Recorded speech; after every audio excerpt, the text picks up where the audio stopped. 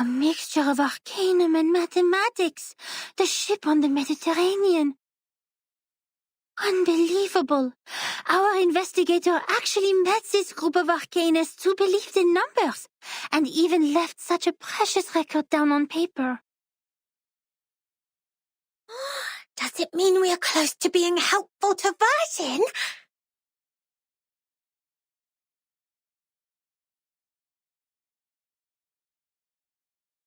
Certainly. It's what we deserve for all the efforts today. But why did they leave such an important report in the reference room storing unnecessary information? Did they misput it here after the chaos of the storm?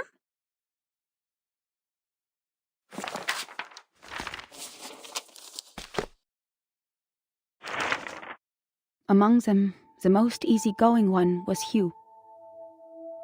He was an engineer as well as an arcanist.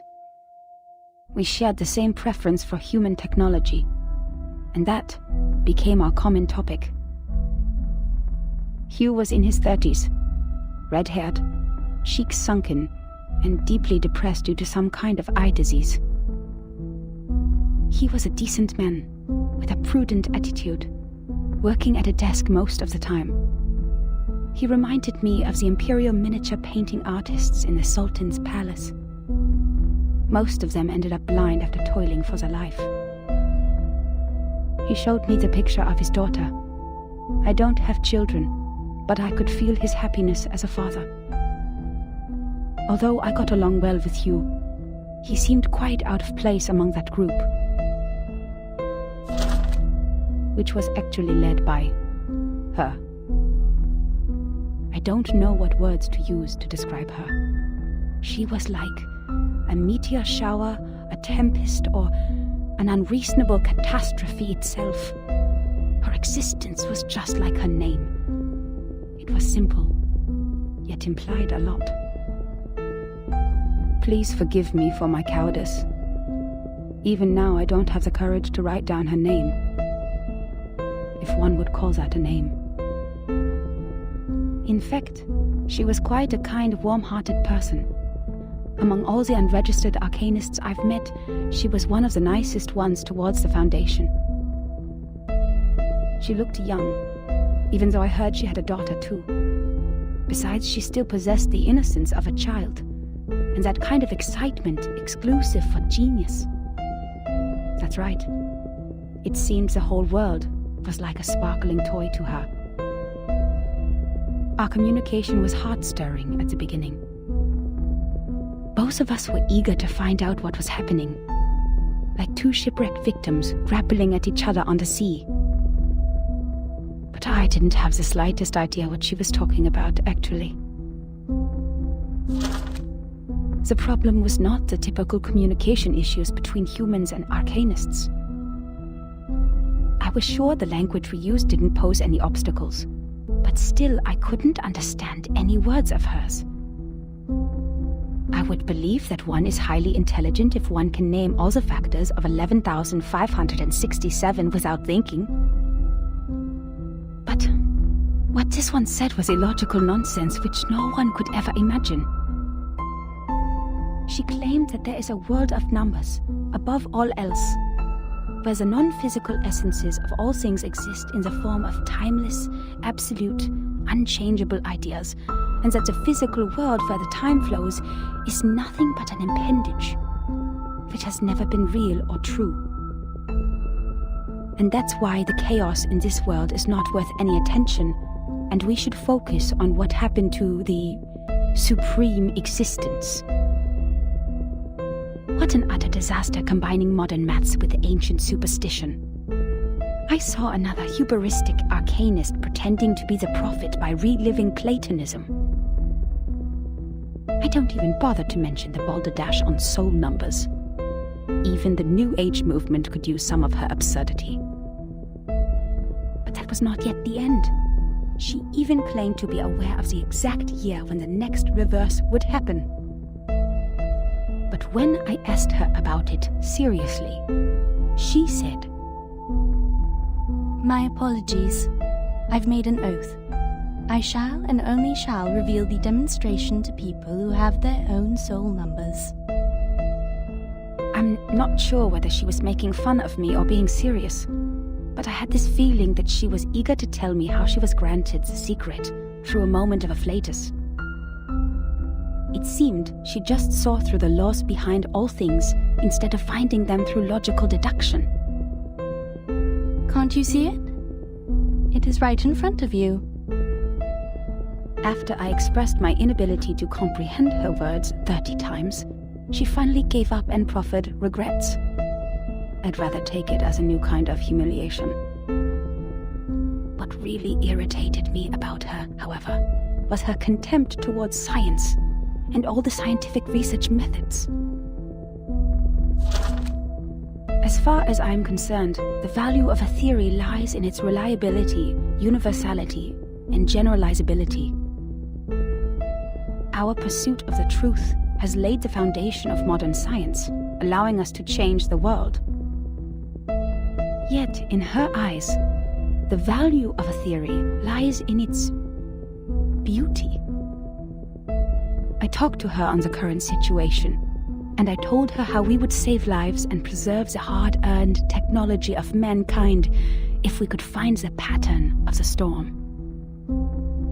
It was of course not an easy thing to do and would take enormous manpower, so I asked her sincerely to join the Foundation. Yet again she responded with contempt. She believed they would only become another military squad of the Foundations. Darling, maths are beautiful for their uselessness. That's why it remains noble and graceful in this sordid world, despite you humans' reckless action of using it to calculate ballistic. She turned down my invitation and left an unfairly negative comment on our storm observation project.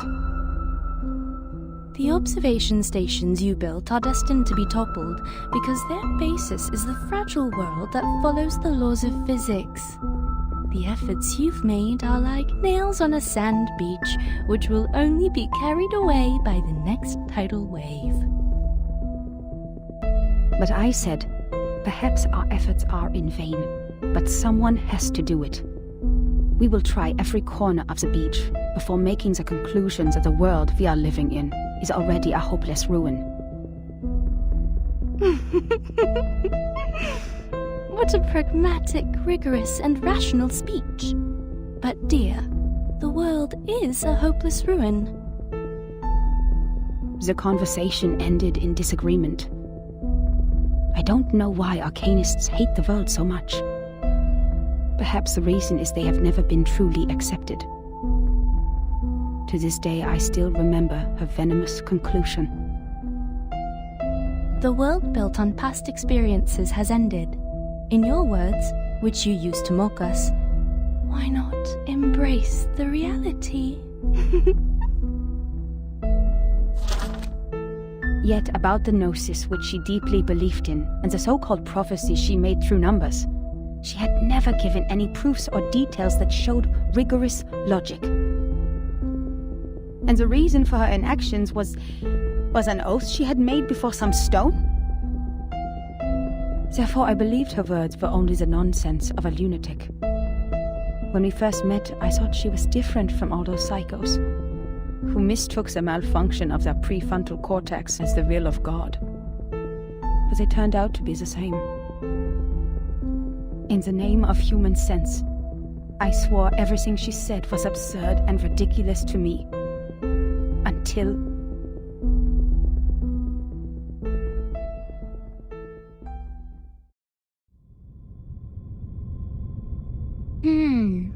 Madame Z said the arcanists on that island are all named after numbers, because they have a strong belief that numbers are the essence of their souls. The investigator wouldn't write down her name. Is it because of the conflict between their beliefs?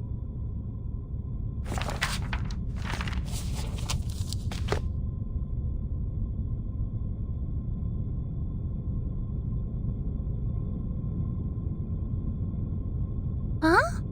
That's all?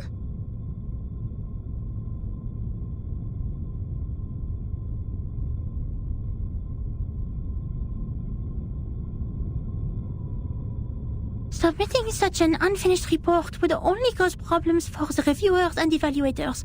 But this investigator didn't even write down their name.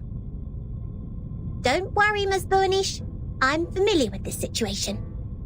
Every time after the brave Typhon defeats Jupiter, he returns to the Auto Island.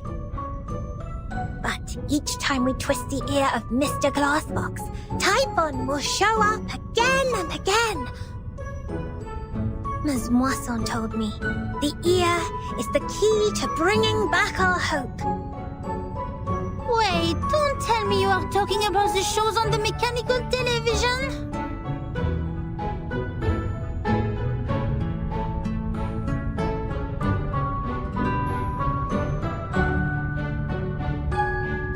Stop, Miss Sotheby. Please, take a seat on the cushion and listen to me carefully. This is a detailed report written by a formal investigator of the foundations, not some TV show full of cliffhangers. That means we will definitely find the rest somewhere. Oh, I see. Must be a Coco treant who took away the other part of the book. Usually, they will be attracted by Luna Fixer, and by following their traces, we'll find their lairs in the stable. You mean someone took it away? That's highly possible. Data loss is not allowed in the Foundation, especially under the Monitor Assistance Management. We must prepare Luna Fixer. Don't forget their favorite jigging magical beans. I don't have those materials with me right now, but I can write to them. It only takes a month.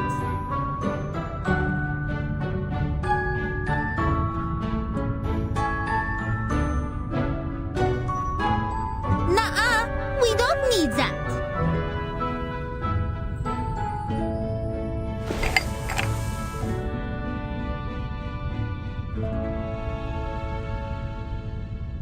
You've perfectly accomplished the task from me when you found this valuable report.